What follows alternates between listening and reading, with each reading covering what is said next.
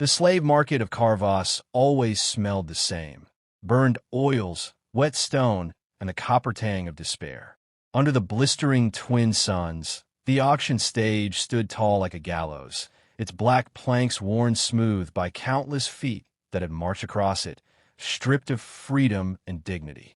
Today, the crowd buzzed with anticipation. Merchants, warlords, and nobles clustered together, their jeweled robes glittering. Their voices carried in a dozen alien tongues, each remark about the stock that had already been sold: scaled gladiators bred for war, artisans who could weave light into tapestries, beasts that could crush stone in their jaws. Every one of them had been bid for with ferocity. Then came her, the girl, human, thin, pale, trembling as she was shoved forward by the auction guards. Her wrists bore fresh shackles that clinked with every hesitant step. She had no clothes, no adornments, nothing to soften the cruelty of her presentation. She crossed her arms to cover herself, but the jeers of the crowd came all the same. A runt, one alien barked, his voice like gravel. Pathetic, sneered another, a merchant with 4 jeweled eyes. Too fragile. She would not last a week in service. She is human, another said, the word rolling like venom. I heard they scream easily. I want no screamer in my halls. The auctioneer, a towering insectoid with gilded mandibles, rapped his staff hard on the planks. The chatter died to a low murmur. Lot 42, his amplified voice rang. Bipedal female, human stock. Age, indeterminate. Condition, poor. Skills, none recorded. Opening bid, 5 crescents. Silence. The insectoid blinked his many eyes. 5 crescents, he repeated louder. Surely one among you. No, someone shouted. Waste of coin, another spat. I wouldn't feed it to my hounds. A third laughed, and the crowd roared with cruel amusement. The girl lowered her head. Her breath came in short, sharp bursts. She could feel her ribs pressing against her skin, her shame a cloak heavier than chains. If no one bid, she knew what would happen. She had seen it before. Those deemed worthless were dragged back behind the stage. No one spoke of what followed. She did not want to imagine it. The auctioneer's mandibles clicked in irritation. He slammed his staff again. 1 crescent. 1. Still no hands rose. Only mocking laughter. Not worth the chain she wears, one voice jeered. Burn her, another suggested coldly. The auctioneer growled, his pride wounded. Someone must take her. And then, a voice cut through the air. Calm, low, and certain. I will. The crowd turned. From the back of the market, a figure stepped forward. An older alien woman, her frame cloaked in deep mourning silks of gray and violet. A veil hung over her face, but her posture carried weight, the kind that made even the rowdiest merchants fall silent. Whispers rippled through the assembly. The widow. She hasn't spoken in years. What would she want with a worthless human? The widow moved slowly, deliberately, until she stood at the edge of the stage. The auctioneer leaned forward, his mandibles twitching nervously. Honored one, he said carefully, you wish to bid? The widow did not reach for coin. She did not raise a hand in the gestures of trade. Instead, she spoke 7 words that froze the market in stunned silence. My son is waiting for you. The girl's head snapped up, eyes wide. She searched the veiled woman's face, but could find no answer there, only an unreadable calm. The crowd erupted. What does she mean? Her son? Impossible. She cannot mean to. The auctioneer clicked his mandibles in confusion. Esteemed widow, the law demands. My son is waiting for her, the woman repeated, her voice firmer, louder, so that every corner of the market heard. The insectoid froze, then gave a slow, reluctant bow. Few dared argue with the widow. Even fewer wished to invite the wrath of her household. He struck his staff once. Sold. The chains on the girl's wrists were unlocked, clattering to the ground. She stared dumbly at the freed metal, unable to process what had just happened. Hands, gentle, not cruel, guided her down from the stage.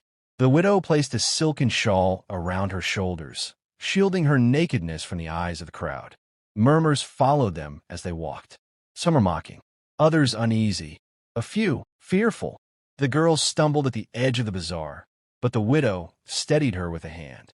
Her voice, soft now, was almost kind. "You need not fear," she said.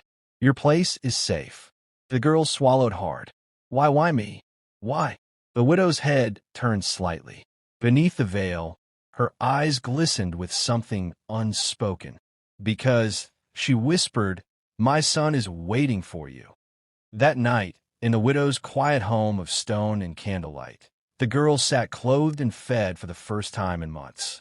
She could still feel the stares of the market, the jeers, the shame, but here there was warmth.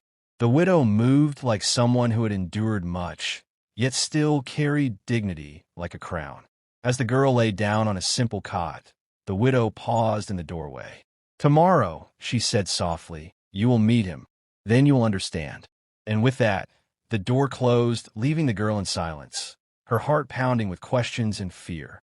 The morning light crept softly through the latticed windows of the widow's home, turning the stone walls a muted gold. The girl awoke slowly, uncertain for a moment if she was still in the market, still on that stage, still bare before a crowd of jeering monsters. But no, her body was wrapped in a simple linen dress, the cot beneath her was clean, and the smell of warm broth drifted faintly through the air. She sat up, her eyes wary. The widow stood at the doorway, her veiled face unreadable as ever. "You have eaten little," the older woman said, her voice calm but firm. "Strength will be needed for today." The girl's throat tightened. "Today?" The widow inclined her head. "You will meet my son."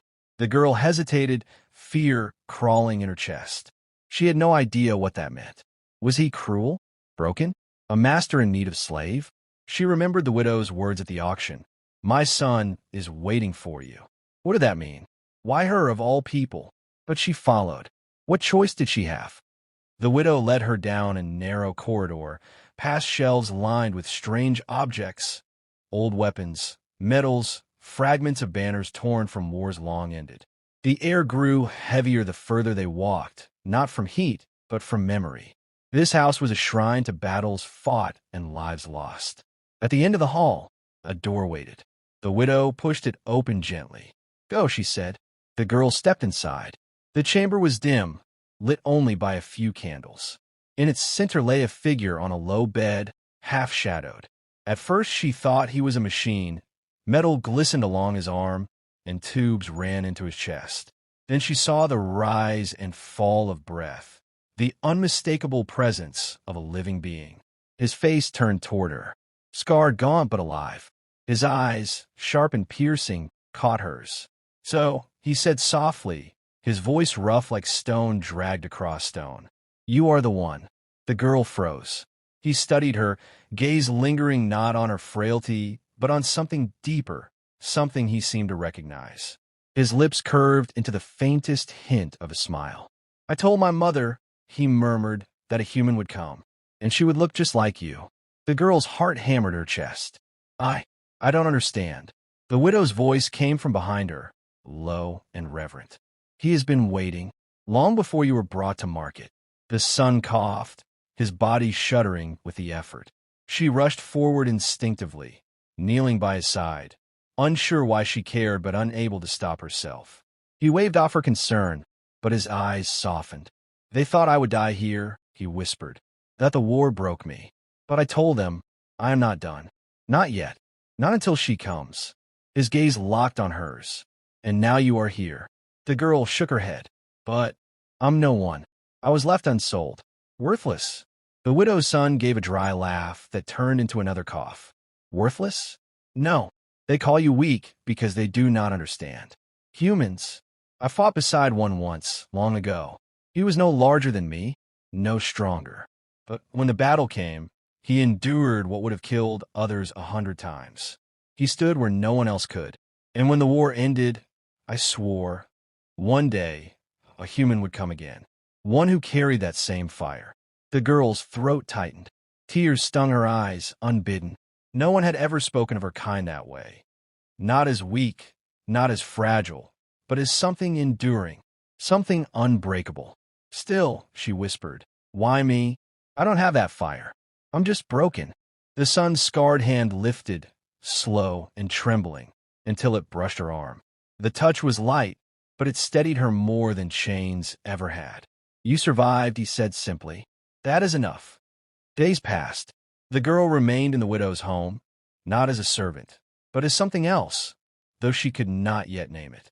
She tended to the son, bringing him food, helping him drink, changing bandages where flesh met metal.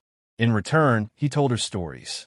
Stories of battles among the stars, of empires that rose and fell, of humans who had once been underestimated by the galaxy until their resilience shattered expectations. He told her of a human soldier who had carried him, bleeding, across a battlefield when all others had fled. That soldier had died, but his memory lived on. "You remind me of him," the son whispered one evening. The girl's eyes widened. "But I've done nothing." "Not yet," he said, "but you will." Word began to spread through the city. The widow had taken in a worthless human, but instead of keeping her as a slave, she clothed her, fed her, and allowed her into the chamber of her son. Rumors twisted. Some said the girl was a healer. Others said she was a bride chosen by prophecy. Others whispered of curses and rebellion. Merchants grew uneasy. Slaves looked on with hope. If one human could be chosen, what did that mean for the rest of them? The auctioneers muttered in private. She should have been cast aside. Now look, the widow makes her into something more. It will spread. Hope always spreads.